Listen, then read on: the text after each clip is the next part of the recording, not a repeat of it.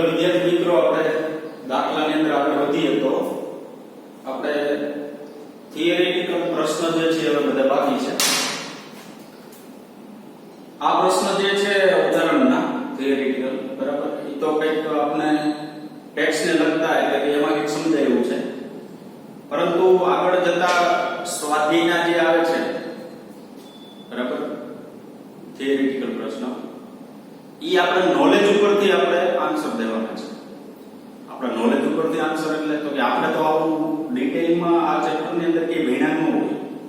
આગળ આવ્યું હતું 10મા ધોરણમાં, પણ એ તો બેઝિક હતું ખાલી. એનાથી થોડુંક ડિટેલ આપણે 12મા ધોરણમાં આવ્યું. વધારે ડિટેલ જે છે એ આપણે ખબર હોતી નથી બરાબર. તો મોટાભાગના પ્રશ્ન જે છે થિયરેટિકલ મેં ખૂબ જ શોર્ટમાં બનાવેલા છે કે એક બબે લીટીની અંદર જવાબ દઈ શકાય તેવા. એ હું તમને બોર્ડ ઉપર લખાવી દઈશ બરાબર. એ જે લખાવી દઉં ને તમને બોર્ડ ઉપર એ તમારે એનો આન્સર રાખવાનો છે. ઓકે, કારણ કે તમને એમ કહેવામાં આવે કે બ્રિટનમાં ડીપ એંગલ કેટલો હશે, તો પહેલી વસ્તુ એ કે આપણે 3 ડાયમેન્શનની અંદર જે પૃથ્વી છે એ આખો વિચાર કરવો પડે. બ્રિટન ક્યાં આવેલું છે એ ખબર હોવી જોઈએ, પછી ત્યાં ચુંબકીય ક્ષેત્ર જે છે એ કેવું છે એ ખબર હોવી જોઈએ, એનો અક્ષાંશ ત્યાં કેટલો છે, રેખાંશ કેટલો છે એ બધી ખબર હોવી જોઈએ. પછી તમે કહી શકો કે ત્યાં ડીપ એંગલ એટલો હોય છે બરાબર. તો એ તો બહુ અઘરી વસ્તુ છે, તમારે ગૂગલ ની અંદર સર્ચ કરવું પડે કે ડીપ એંગલ બ્રિટન માટે કેટલો છે એવું બધું. તો એ ડિટેલ જે છે એ ખૂબ જ લાંબી થાય. તો લાંબી ડિટેલ જે છે એ આપણે થિયરી ની અંદર એવું કે આવેલું નથી. ઓસ્ટ્રેલિયાનું પૂછે બરાબર, ઓસ્ટ્રેલિયાનું મેલબોર્નનું પૂછે, સિટી પૂછે. તમને એમ કહે કે ઇન્ડિયા છે એનું દિલ્હી, ત્યાં ડીપ એંગલ કેટલો, તો ટેક્સ્ટમાં આપ્યો છે. તમને એમ કે ઇન્ડિયા છે મુંબઈ, તો એનો ડીપ એંગલ કેટલો, તો ટેક્સ્ટમાં આપણે આપેલો છે બરાબર. સોરી, ડેક્લિનેશન કેટલું, ડીપ એંગલ નહીં, ડેક્લિનેશન કેટલું, તો એ તમને ટેક્સ્ટની અંદર આપેલું છે. પરંતુ બીજા કોઈ દેશ છે એના તમને કોઈ સિટી છે, ઈ સિટીની અંદર તમને કોઈ પૂછવામાં આવે તો આપણે ખબર હોતી નથી બરાબર. તો ઈ આપણે શું કરવું પડે, ગૂગલ ની અંદર સર્ચ કરવું પડે. સર્ચ કરો ને તો એની બધાની તમને માહિતી પ્રાપ્ત થશે. તો એના કરતા આપણે એક લીટીની અંદર ખાલી અહીં યાદ જ રાખી લેશું કે બ્રિટન જે છે ત્યાં મેગ્નેટિક ડીપ એંગલ અથવા ડેક્લિનેશન છે એ એટલું છે બરાબર. એટલે હું બોર્ડ ઉપર તમને લખાવી દઈશ. અત્યારે તો આપણે આ થિયરેટિકલ પ્રશ્ન જે છે ઈ આમાં આપેલા છે ઉદાહરણની અંદર. એવું ફરજિયાત નથી કે ઉદાહરણની અંદર આપેલી જે થિયરી છે પ્રશ્નનો જવાબ ઈ તમારે લખવો બરાબર. તમને જે સમજાય ને હું આ સમજાવીશ તમને જે સમજાય ને ઈ ડિટેલ તમે એની અંદર લખી શકો છો બરાબર છે. તો જોઈએ આપણે પહેલું સ્વાધ્યાય ઉદાહરણ નંબર છે 3.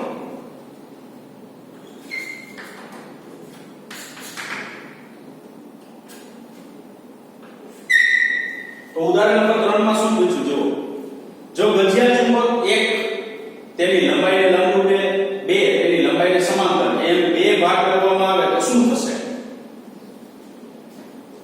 ધારો કે આપણી પાસે આ ગજિયો ચુંબક છે, આ n અને s, લંબાઈને લંબ એટલે લંબાઈની આમ લેવામાં આવે, તમને ખબર હોય આમ અંતર 12 જેટલું આમ લેવામાં આવે. લંબાઈને લંબ એટલે આમ ટુકડા કરો, લંબાઈને સમાંતર એટલે આમ ટુકડા કરો. જો લંબાઈને લંબ તમે ટુકડા કરશો ને તો આમ ટુકડા થશે. લંબાઈને જો સમાંતર ટુકડા કરશો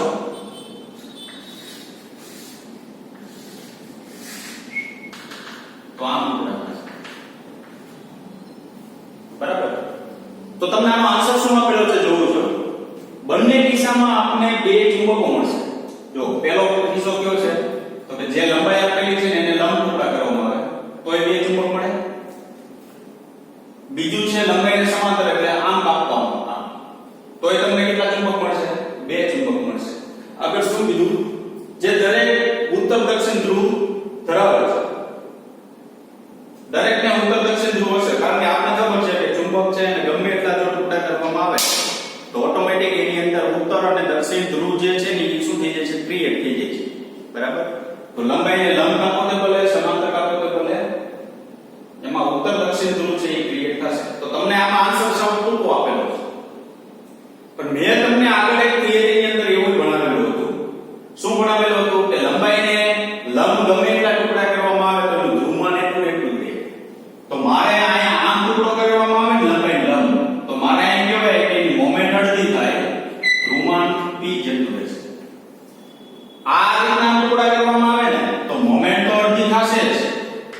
ધ્રુવમાની કેવું થશે અડધું થશે p/2 શું કામ તો કે અહીંયા ક્ષેત્રફળ કાટછેદનું ક્ષેત્રફળ જે છે આ ઈ આમ કાપો એટલે અડધું થાય ધ્રુવમાન કેવું થઈ ગયું અડધું થઈ આ તમારે વધારે ડિટેલ ની અંદર જો લખવું હોય ને તો તમે લખી શકો બરાબર બાકી કઈ લખવાની જરૂર છે નહીં આ યાદ રાખજો ખાસ બરાબર તો લંબાઈને લંબ લંબાઈને સમાંતર ટુકડા કરવામાં આવે તો બે ચુંબક મળશે બેને n ને s થ્રુ ક્રિએટ થશે આવું તમારે કહી દેવાનું બરાબર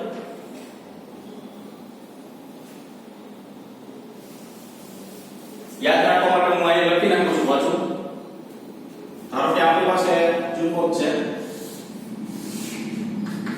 n ને s હવે લંબાઈને લંબ ટુકડા કરો તો આમ ns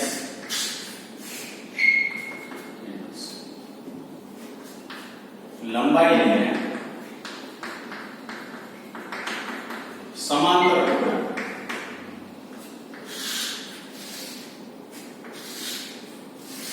આમ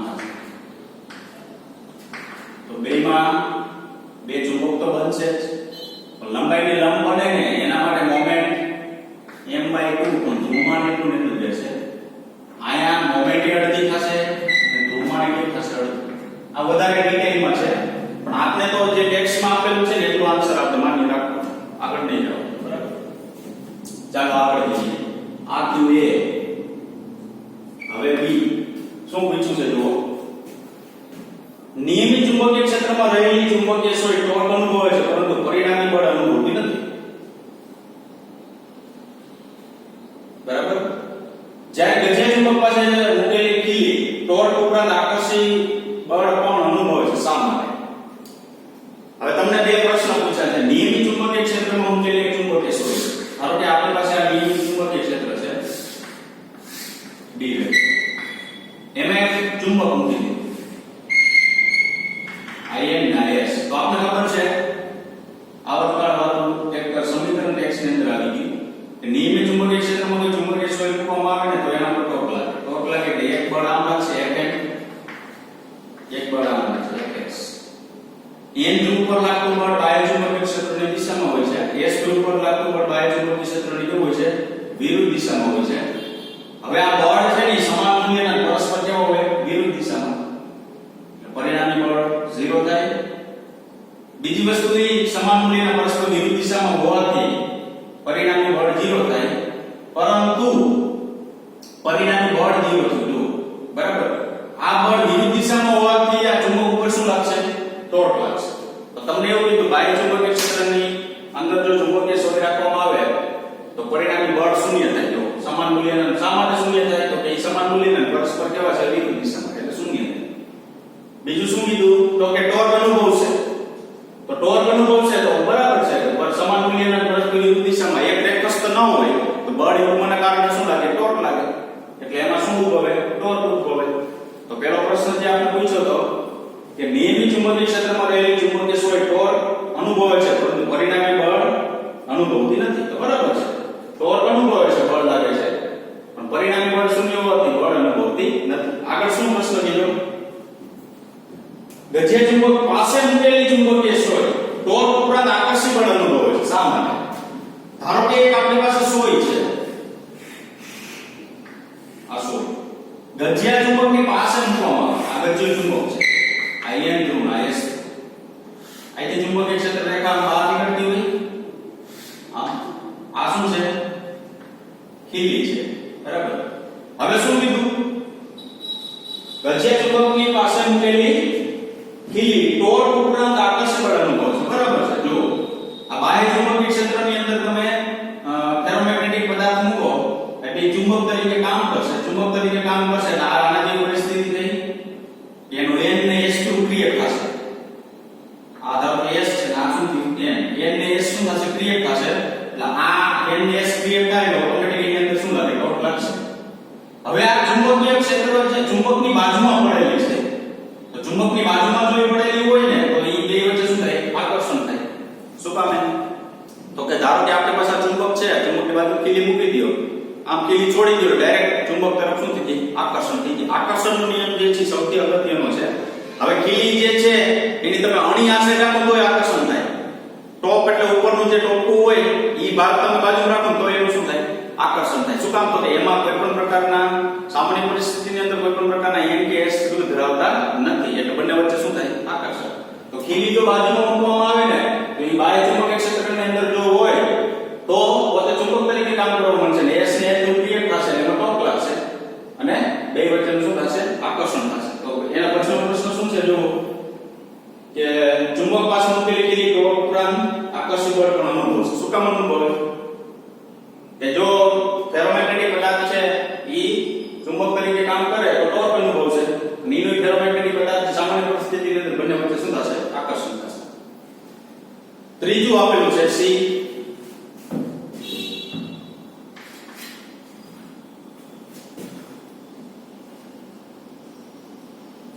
શું દરેક ચુંબકીય સંરચનાને ઉત્તર અને દક્ષિણ ધ્રુવ હોવા જોઈએ? બધા આકારના પદાર્થને ઉત્તર અને દક્ષિણ ધ્રુવ હોય એ ફરજિયાત છે. સંરચના એટલે આકાર. તો કૌંસની અંદર આપેલું છે કે આગળ આપેલું છે ટોરોઇડના ચુંબકીય ક્ષેત્ર વિશે શું કહેશો તમે? ટોરોઇડના ચુંબકીય ક્ષેત્ર વિશે શું કહેશો? હવે જો કમ્પેરિઝન કરી આ ટોરોઇડ છે,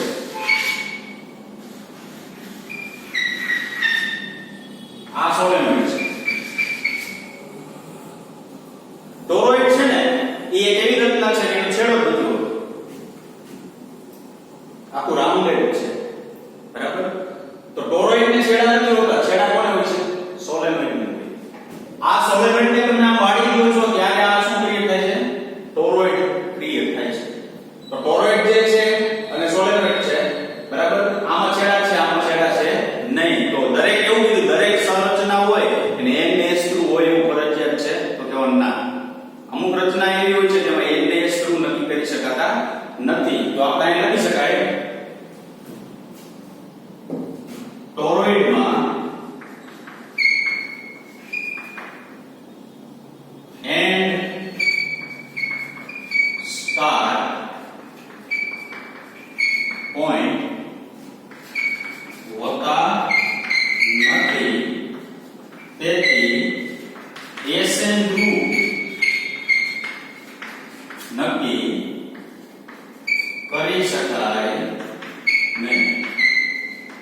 એન્ડ સ્ટાર્ટ પોઈન્ટ ક્યાંથી શરૂઆત કરવી ક્યાં પૂરું કરવું ને એવું હોતું જ નથી.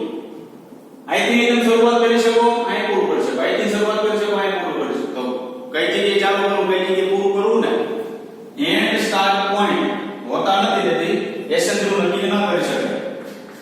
સોલેનોઇડમાં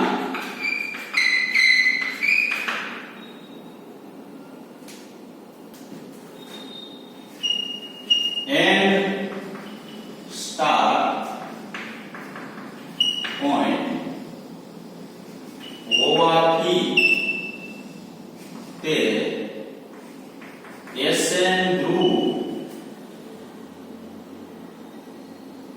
તેથી એસએન ધ્રુવ નક્કી કરી શકાય છે. બરાબર? n અને સ્ટાર્ટ પોઈન્ટ હોવાથી એમાં એસએન ધ્રુવ નક્કી કરી શકાય છે. સોલેનોઇડમાં, ટોરોઇડમાં નક્કી કરી શકાતા નથી. તો ઘણી એવી સંરચના હોય કે એમાં એસએન ધ્રુવ નક્કી કરી શકાય નહીં. બરાબર? એક મિનિટ.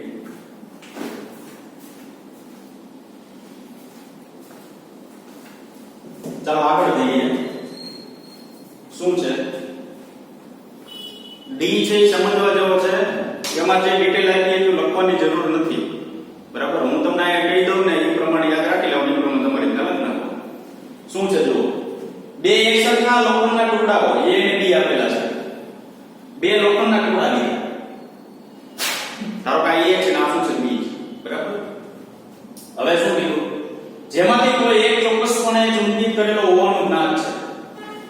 બેમાંથી એક છે ને એ ચોક્કસપણે ચુંબકિત કરેલો છે. બેમાંથી એક ચુંબકિત છે. ચુંબકિત એટલે પોતે પોતાનું ચુંબકીય ક્ષેત્ર ધરાવે છે અને એક ચુંબકિત નથી. એવું જ્ઞાન છે. આપણે જાણતા નથી કે તે કયો છે. આપણે ખબર નથી એ ચુંબકિત છે કે બી ચુંબકિત છે. બરાબર? એ આપણે ખબર નથી.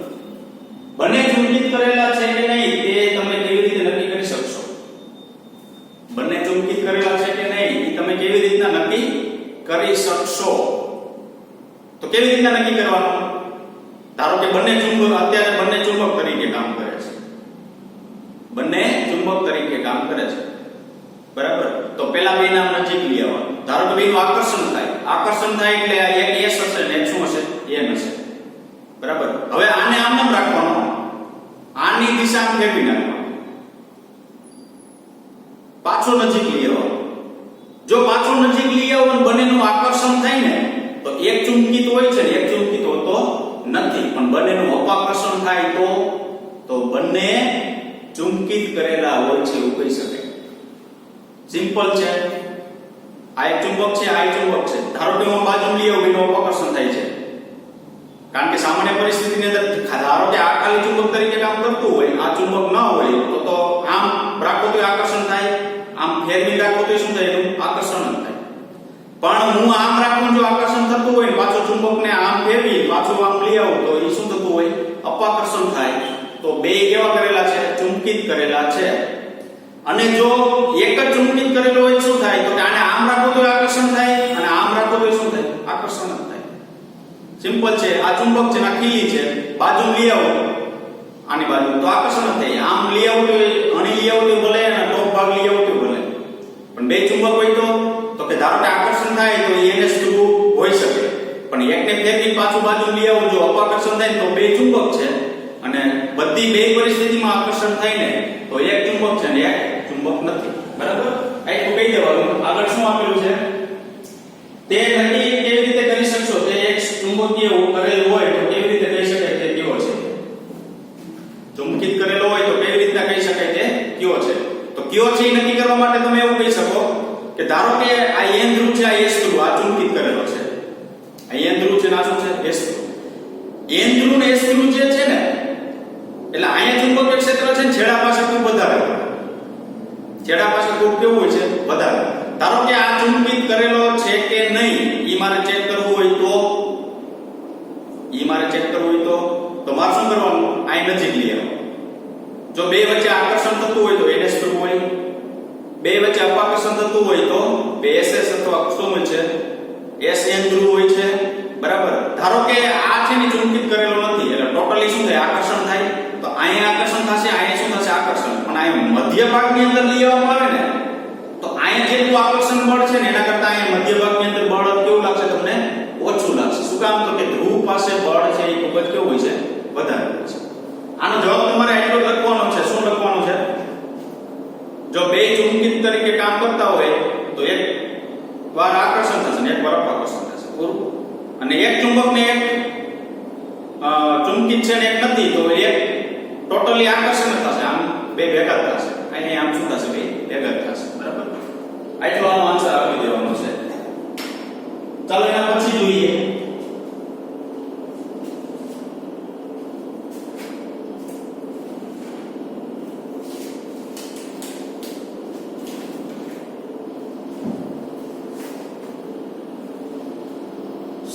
ઉદાહરણ નંબર છે 6.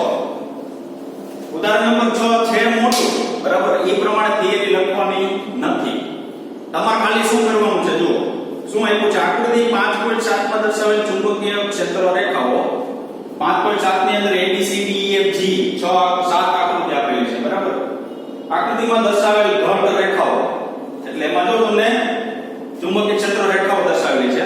તમારે યાદ રાખવાનું વિદ્યુત નહીં ચુંબકીય ક્ષેત્ર રેખા જોવાની. એની લાક્ષણિકતા આવડવી જોઈએ તો આ પ્રશ્ન થાય. અમુક આકૃતિઓ ખોટી છે એમાં શું ખોટું છે તે દર્શાવો. અમુક આકૃતિ આની અંદર આપેલી છે ખોટી છે અને શું ખોટું છે એ દર્શાવવું છે. આમાંથી કેટલી સાચી વિદ્યુત ક્ષેત્ર રેખાઓ પણ દર્શાવે છે તે કઈ રીતે દર્શાવે છે?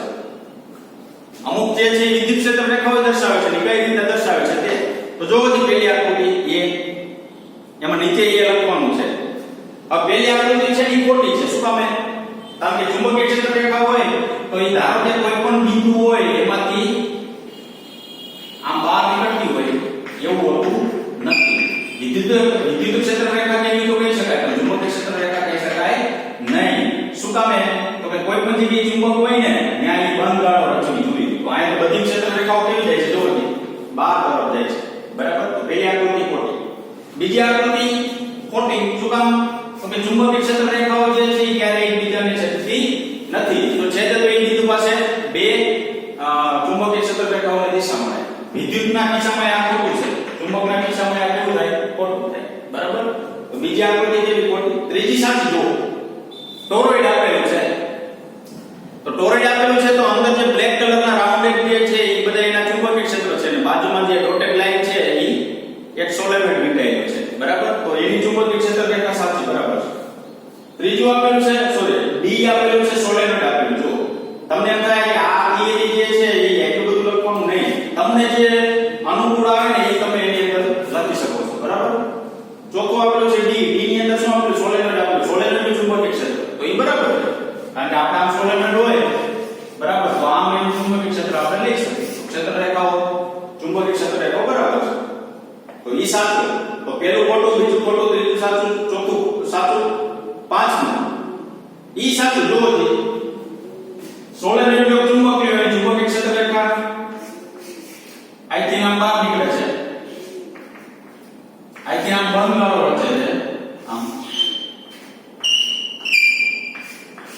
બરાબર? અને બધી જ્યાં અંદર જાય છે ત્યાંથી સામે સાઈડ શું નીકળી જાય? બહાર નીકળી જાય. તો ઈ સાચું, એની ચુંબકીય ક્ષેત્ર રેખા સાચી. પાંચમું છે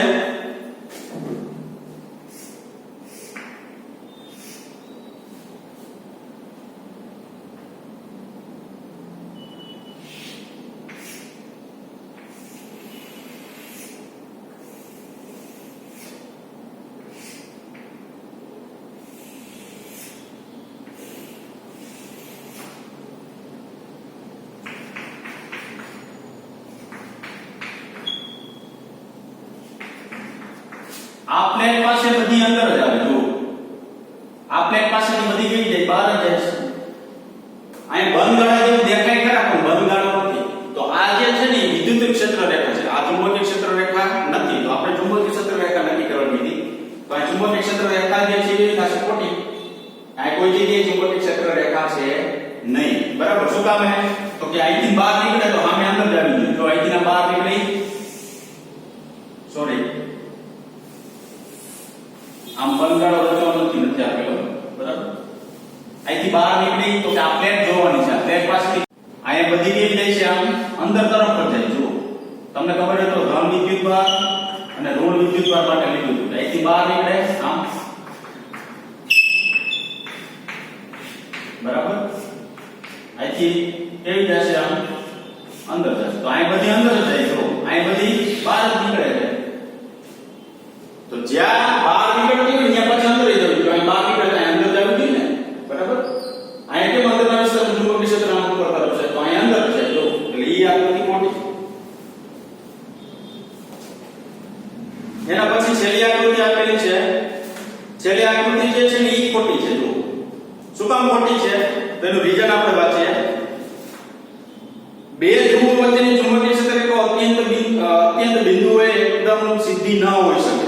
રેખાઓને થોડી વળેલી હોવી જોઈએ. તો અહીંયા તમને છે ને NS બિંદુ જેમ આપેલા છે ને, બરાબર? એ આમ આપેલા છે.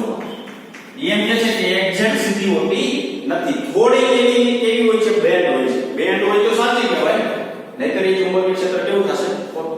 તો આમાં શું કહી દેવાનું? પહેલી આકૃતિ ખોટી, બીજી આકૃતિ ખોટી. પહેલે શું કહેવાનું? એક બિંદુ પાસે ક્ષેત્ર રેખાઓ બહાર નીકળતી બે પાછળ અંદર આવી ગયું એટલે ખોટી. બીજામાં શું કહેવાનું? એકબીજા છેદતી નથી. ત્રીજું સાચું, ચોથું સાચું, પાંચમું સાચું, છઠ્ઠું તો કીધું ડાયપોલ છે એટલે એ ખોટું. અને આમાં ક્ષેત્ર રેખાઓ જે છે એ એક જ લાઈનમાં બધી હોવી જોઈએ. બરાબર? હવે આગળ જઈએ તો સ્વાધ્યાયનો છે 5.1 પેલો દાખલો.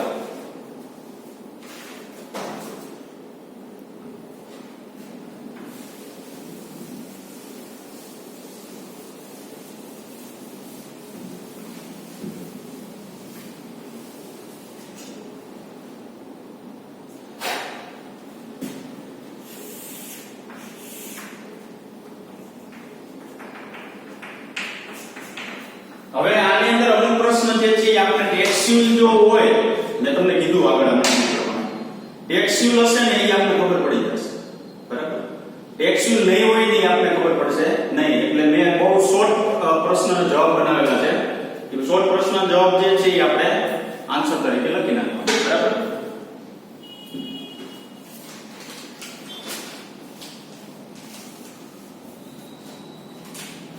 ચાલો પૃથ્વીના ચુંબકત્વ અંગેની નીચેના પ્રશ્નોનો જવાબ આપો. પહેલો પ્રશ્ન પૂછો છે સદિશને સંપૂર્ણ રીતે દર્શાવવા માટે ત્રણ રાશિઓ મૂલ્યોની જરૂર પડે છે. એટલે કે પ્રાચલો, મૂલ્ય એટલે પ્રાચલો, રાશિઓ.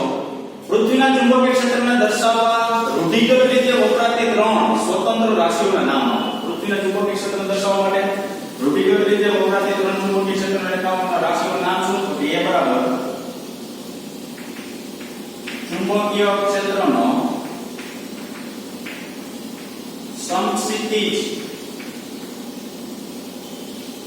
ઘટક, બીજી રાશિ છે મેગ્નેટિક ડેક્લિનેશન, ત્રીજી રાશિ છે મેગ્નેટિક ડીપ એંગલ. આ ત્રણ પ્રાચલો છે. આ ઓલરેડી ટેક્સ્ટમાં આવી ગયું. જો પૃથ્વીના ચુંબકીય ક્ષેત્ર દર્શાવવા માટે આ ત્રણ વસ્તુ આપણી પાસે હોવી જોઈએ. એ તમને ખબર જ છે ઓલરેડી. બરાબર. ચુંબકીય ક્ષેત્રનું સમસ્થિતિ ઘટક, મેગ્નેટિક ડેક્લિનેશન અને મેગ્નેટિક ડીપ એંગલ. ખ્યાલ આવ્યો? બરાબર. આગળ જઈએ. જો આવ્યો દક્ષિણ ભારતમાં આવેલા એક સ્થળ પાસે ડીપ કોણ એટલે કે નમન કોણ લગભગ 18 ડિગ્રી છે. તો બ્રિટનમાં ડીપ કોણ મોટો કે નાનો હશે? આ વસ્તુ જે છે એ તમે તમારી ટેક્સ્ટ ઉપરથી નક્કી ન કરી શકો છો. બરાબર. આના માટે આપણે ગૂગલ નો સહારો લેવો પડે. ગૂગલ ઉપરથી જઈ અને એના ઉપરથી તમે ડીપ એંગલ, ડીપ નમન કોણ જે છે એ તમે નક્કી કરી શકો. પણ આપણે એક વિધાન લખી છે એ ડાયરેક્ટ યાદ રાખવાનું છે. બરાબર. સર્ચ મારી એના રેખાંશ, અક્ષાંશ બધું ચેક કરીને આપણા નોલેજ માટેની વાત છે. તો આપણો તો એ હાઈ લેવલ હોય ગયું. આ જે પ્રશ્ન પૂછેલા છે ને. બરાબર. આના કરતા એ થોડા હાઈ લેવલના વધારાના સ્વાધ્યાયના પેલામાં બે થિયરેટિકલ છે એમાં આપેલા છે. એ તો આપણે આવતા લેક્ચરમાં લેશું. બરાબર. તો આનો જવાબ શું લખવાનો બીજો? બ્રિટન પાસે ડીપ એંગલ મોટો હોય છે.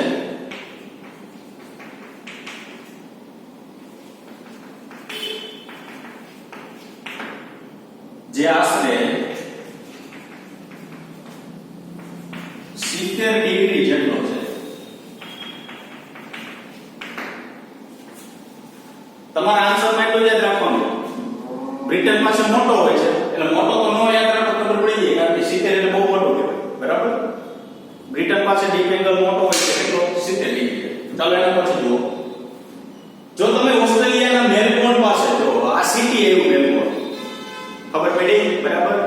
હવે આપણે ભારતની ખબર હોય કે દિલ્હી અને શું કહેવાય બોમ્બે માટે ડેક્લિનેશન ની બધી માહિતી ખબર હોય કારણ કે ટેક્સ્ટમાં આવેલી હોય. આ વસ્તુ આપણી પાસે આવે નહીં. આ સર્ચ કરીને કરવી પડે. બરાબર. જો તમે ઓસ્ટ્રેલિયાના મેલબોર્ન પાસે ચુંબકીય ક્ષેત્ર રેખાનો નકશો બનાવો તો શું ત્યાં આ રેખાઓ જમીનમાં જતી કે બહાર નીકળતી હશે? તમારે પહેલી વસ્તુ એ કે ઓસ્ટ્રેલિયાના મેલબોર્નમાં જવું પડે. બરાબર. ત્યાં ચુંબકીય ક્ષેત્ર કઈ દિશામાં છે ને તમારે શોધવાનું. હવે ત્યાં એવું કીધું કે ત્યાં જો ચુંબકીય ક્ષેત્ર રેખાઓ અંદર જતી કે બહાર નીકળતી હશે તો ધ્રુવ પ્રદેશમાં એમ ને એસ ધ્રુવ પાસે જો મેલબોર્ન ક્યાંક આવતું હોય તો આપણે કહેવાય કે અંદર જતી અથવા બહાર નીકળતી દેખાય. બરાબર. તો આનો જવાબ આપણે આવો લખશું. ઓસ્ટ્રેલિયાના મેલબોર્ન પાસે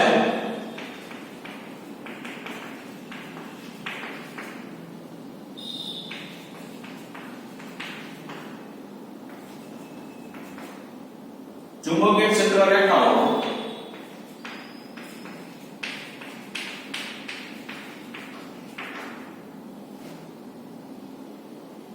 જમીનમાંથી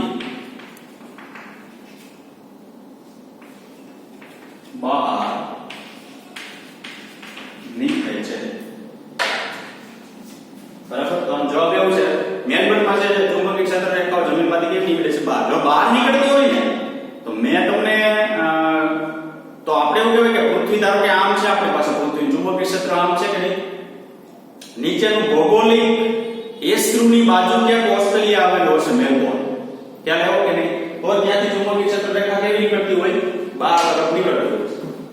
એના પછી ડી ભૂચુંબકીય ઉત્તર કે દક્ષિણ ધ્રુવ પર ઉધ્વ સમતલ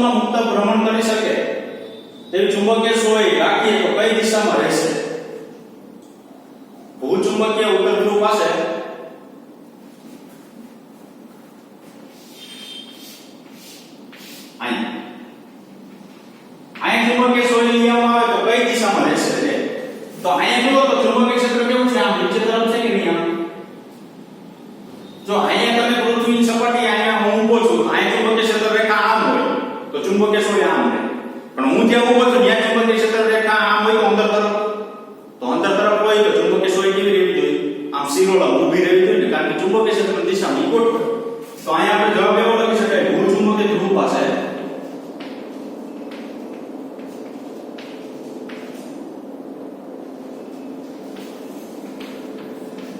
ચુંબકીય સોય શિરોલંબ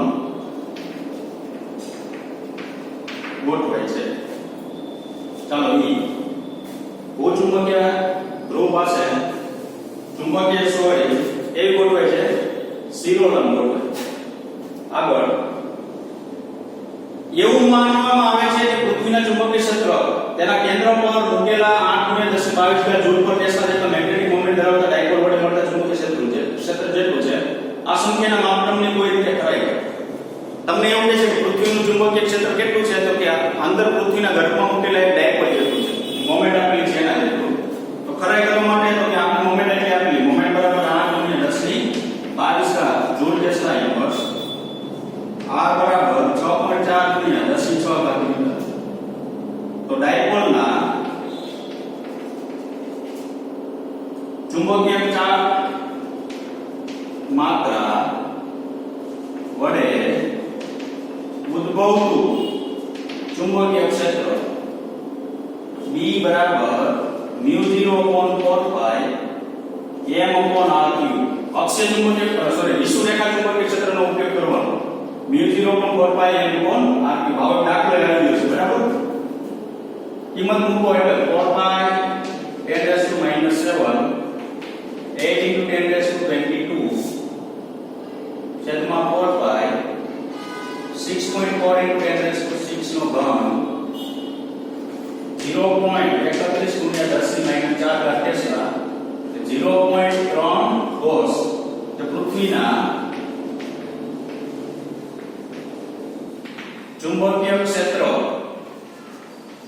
જેટલું છે. ટૂંકમાં આ જે મળે છે તેમાંથી પૃથ્વીના ચુંબકીય ક્ષેત્ર જેટલી મળે છે, એટલે એવું કે પૃથ્વીના ચુંબકીય ક્ષેત્ર જેટલું છે.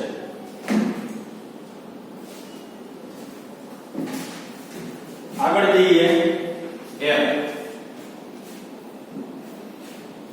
ભૂવિજ્ઞાનીઓ દર્શાવે છે કે મુખ્ય ચુંબકીય N અને S ધ્રુવો સિવાય પૃથ્વીની સપાટી પર જુદી જુદી દિશાઓમાં રહેલા બીજા બધા સ્થાનિક ધ્રુવો પણ અસ્તિત્વ ધરાવે છે. આવું કેવી રીતે શક્ય બને? ભૂવૈજ્ઞાનિકો એવું કહે છે કે N S ધ્રુવ સિવાય સ્થાનિક ધ્રુવ એટલે N S ધ્રુવ પણ ધરાવે છે. આ કેવી રીતના? તો પૃથ્વીનું ચુંબકીય ક્ષેત્ર તેમાં રહેલા ખનિજના કારણે છે. પૃથ્વીનું ચુંબકીય ક્ષેત્ર તેમાં રહેલા ખનિજને કારણે છે. જ્યાં ખનિજો મળતી હોય ત્યાં ચુંબકીય ધ્રુવો, જ્યાં ખનિજો મળતી હોય ત્યાં ચુંબકીય ધ્રુવો અસ્તિત્વ ધરાવે છે. આથી સ્થાનિક ધ્રુવો પણ અસ્તિત્વ ધરાવે.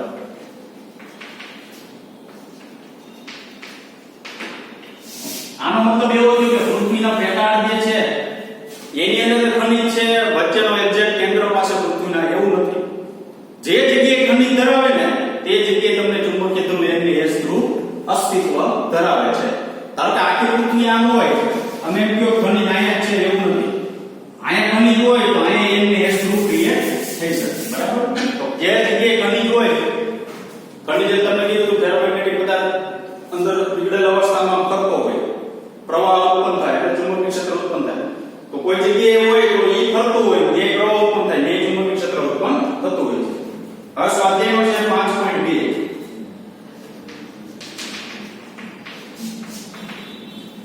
પહેલો પ્રશ્ન છે, સવાલનો જવાબ આપો. અવકાશમાં જુદા જુદા બિંદુએ પૃથ્વીનું ચુંબકીય ક્ષેત્ર જુદું જુદું હોય છે. જુદા જુદા અવકાશમાં બિંદુઓ અલગ અલગ બિંદુએ પૃથ્વીનું ચુંબકીય ક્ષેત્ર અલગ અલગ, બરાબર જ છે ને? હવે આયા તો પૃથ્વી સપાટી ઉપર વધુ હોય. શું કામે? તો કે ક્ષેત્ર રેખા વધુ દિશાથી પસાર થતી હોય. જેમ ઉપર જાઓ ક્ષેત્ર રેખા છૂટી પડતી જાય એટલે ઓટોમેટિક દિશા શું થતી જાય? એની ઘટતી જાય. તે સમયે સાથે બદલાય છે. જો તેમ હોય તો કયા સમય અંતરાલમાં તે ગણના પાત્ર ફેરફાર થાય? સમય અંતરાલમાં એ ચુંબકીય ક્ષેત્ર રેખાઓમાં ફેરફાર થતો હોય, બરાબર? તો આપણે એવું કહેવાય એમાં આ કોના માટે કીધું? પેલી લીટી માટે. અવકાશમાં જુદા બિંદુમાં ચુંબકીય ક્ષેત્ર જુદું જુદું હોય. જેમ જાવ આપણે ફરતું જશે. સમય સાથે ચુંબકીય ક્ષેત્ર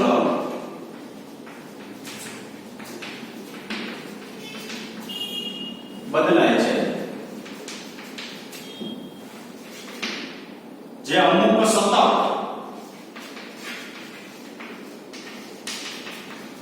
એટલે કે 100 વર્ષના ગાળામાં નોંધપાત્ર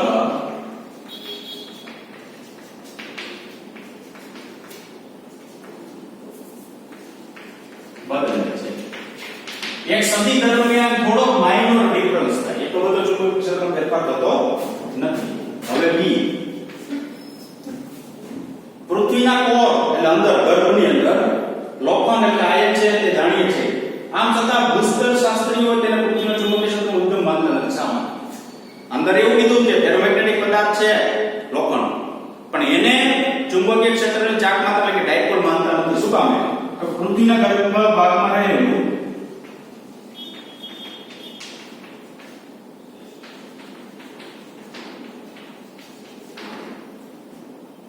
લોખંડ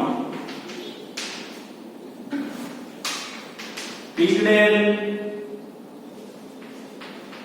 અવસ્થામાં હોય છે, જે ફેરોમેગ્નેટિક તરીકે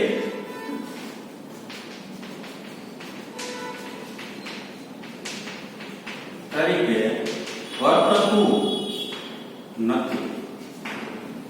લોખંડ તો હોય છે પણ પીગળેલ અવસ્થામાં હોય એટલે ફેરોમેગ્નેટિક તરીકે વર્તતું નથી, એટલે એને ડાયપોલ કીધી નથી. બરાબર? જો ઘન પદાર્થ સ્વરૂપે હોતો તો એને ડાયપોલ કહી શકાય. એના પછી ડી સી, પૃથ્વીના કોરની બહાર વાહક વિસ્તારમાં વિદ્યુત પ્રવાહો પૃથ્વીના ચુંબકીય ક્ષેત્ર માટે જવાબદાર માનવામાં આવે છે. કોરની બહાર, બરાબર? આ પ્રવાહો જાળવી રાખવા કઈ બેટરી એટલે કે ઊર્જાનો સ્ત્રોત હશે? બેટરીની ઊર્જા કઈ ઊર્જાનો સ્ત્રોત હશે તે? તો કે આવા પ્રવાહો જાળવી રાખવા બેટરી એટલે કે ઊર્જા તરીકે રેડિયો એક્ટિવ પદાર્થો હોય છે. રેડિયો એક્ટિવ પદાર્થ માટે ડિટેલની અંદર આપણે VBS ની અંદર જોશું. અત્યારે યાદ એટલું રાખવાનું કે ઊર્જા નું ઉત્સર્જન કરે છે તે કોણ? તો રેડિયો એક્ટિવ તત્વો. ડી, પૃથ્વીએ તેની ક્ષેત્રની દિશા 4 થી 5 અબજ વર્ષનો તેના ઇતિહાસ દરમિયાન કેટલી વખત ઉલટાવી હશે? ભૂસ્તરશાસ્ત્રીઓ પૃથ્વીના ક્ષેત્રના આવા દૂરના ભૂતકાળ વિશે કેવી રીતે જાણી શક્યા છે? દિશા ઉલટાવે છે તો કોના ઉપરથી? તો કે પર્વતોના ખડકો કોમાં રહેલી ખનિજ ના ચુંબકીય ખ્યાલ, ચુંબકીય અભ્યાસ પરથી ચુંબકીય ક્ષેત્રના ભૂતકાળ વિશે જાણી શકાય છે. આ યાદ રાખવાનું છે, બરાબર? આપણે ડિટેલ હોતી નથી આપણી પાસે. ટૂંકમાં ખડકો જે જૂના પર્વતો હોય ને ખડકોના ખનિજ ઉપરથી જાણી શકે છે પૃથ્વીની દિશા જે છે એટલા અબજ વર્ષ પહેલા બદલાયેલી હશે.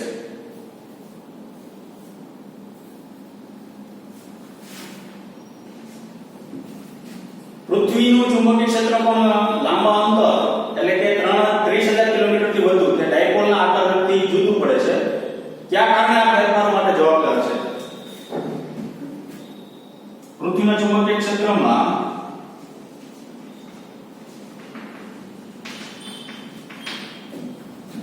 આયનોની ગતિના કારણે ચુંબકીય ક્ષેત્ર બદલાય છે તેમજ સૂર્યના ચુંબકીય પવનો ના કારણે પણ બદલાય છે. આ યાદ રાખવાનું છે, બરાબર? કારણ કે આ ચુંબકીય આયનોની ગતિ તો બરાબર છે, પણ સૂર્યના ચુંબકીય પવનો વિશે આપણે જાણતા નથી. ચાલો યાર, તારાઓ વચ્ચે અવકાશ 10⁻12 ટેસ્લાના ક્રમનું ઘણું નબળું ચુંબકીય ક્ષેત્ર હોય છે. શું આ નબળું કોઈ ચુંબકીય ક્ષેત્ર અર્થપૂર્ણ પરિણામ આપી શકે? સમજાવો. તો R બરાબર mv/qb પરથી અનુસાર R proportional 1/d. આ શું કહેવા માંગે છે? જુઓ કે જ્યારે કોઈ પણ વિદ્યુતભારિત ચુંબકીય ક્ષેત્ર લંબરૂપે ગતિ કરે ત્યારે ત્રિજ્યા એની છે ચુંબકીય ક્ષેત્રના વ્યસ્ત પ્રમાણમાં હોય છે. આથી જો ચુંબકીય ક્ષેત્ર B નબળું હોય તો વિદ્યુતભારિત કણના વર્તુળાકાર માર્ગની ત્રિજ્યા વધુ હોય છે. આથી આવા અવકાશના નાના અંતર માટે